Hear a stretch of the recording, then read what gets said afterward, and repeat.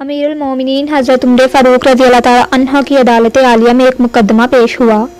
दो खूबसूरत नौजवान एक नौजवान को पकड़कर हाजिर हुए और फरियाद की, ए अमीरुल मोमिनीन, इस नौजवान ने हमारे बूढ़े बाप को कत्ल कर दिया है, इस जालिम कातिल से हमारा हक दिलवाइए। आप रज़ी अल्लाह ताला अन्हु ने दावा सुनने के बाद मुलजिम की तरफ देखा और दरियाफ्त किया, फरमाया कि तू अपनी सफाई में क्या कहता है।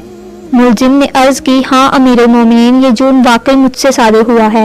मैंने जोर से एक पत्थर इसे मारा जिससे वो हलाक हो गया था। फारूक आजम ने फरमाया, गोया तू अपने जुर्म का इकरार करता है। मुलजिम ने कहा, हाँ अमीरुल मोमिनीन, ये जुर्म वाकई मुझसे सादिर हुआ है। आप रज़ी अल्लाह ताला अन्हु ने फरमाया, फिर तुम पर कसास लाजिम हो गया और इसके इवज तुम्हें कत्ल किया जाएगा। मुलजिम ने जवाब दिया, आका, मुझे आप रज़ी अल्लाह ताला अन्हु के हुक्म और शरीयत मुतहरा के फतवे से इनकार नहीं, अलबत्ता मैं एक गुजारिश करना चाहता हूँ। इरशाद हुआ, बयान करो। अर्ज की, 3 दिन की मोहलत चाहता हूँ, 3 दिन के बाद हाजिर खिदमत हो जाऊंगा। अजीम कायद ने कुछ देर सर झुकाकर सोचा, गौर के बाद सर ऊपर उठाया और फरमाया, अच्छा, कौन जामिन होगा तुम्हारा कि तुम वाकई वादा को इफा करने के लिए तीसरे दिन अदालत आलिया में हाजिर होकर खून का बदला खून से दोगे।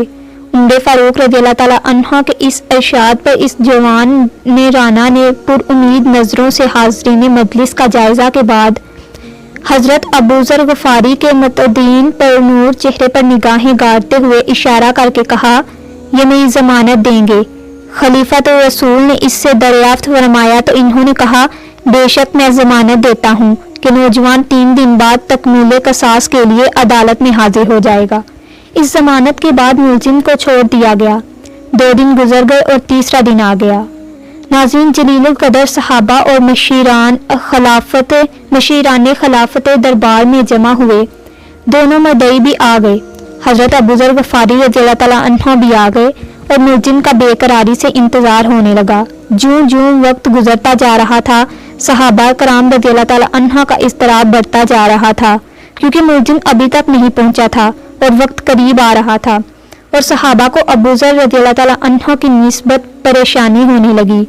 1-2 मरतबा मुद्दईयों ने भी दरियाफ्त किया, मगर इन्होंने हर मरतबा यही जवाब दिया कि अगर 3 यौम गुजर गए और मुलजिम ना आया तो मैं अपनी जमानत पूरी करूंगा, परेशानी की कोई बात नहीं।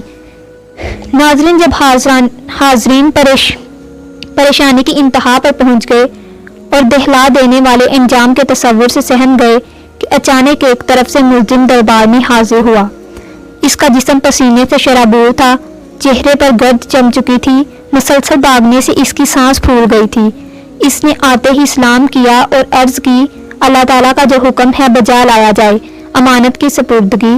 आप रज़ी अल्लाह ताला अन्हु के दरियाफ्त करने पर मुलजिम ने बताया कि मैं एक अमानत वाले के सपुर्द करने गया था।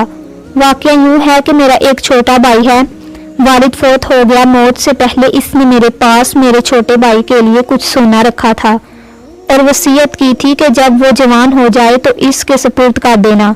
मैं वो सोना एक जगह रख आया था जिसका मुझे ही इल्म था, इसलिए मैं वो सोना इसके सपुर्द करने गया था। अल्हम्दुलिल्लाह, मैंने अमानत इसके सपुर्द कर दी जिसकी वो थी।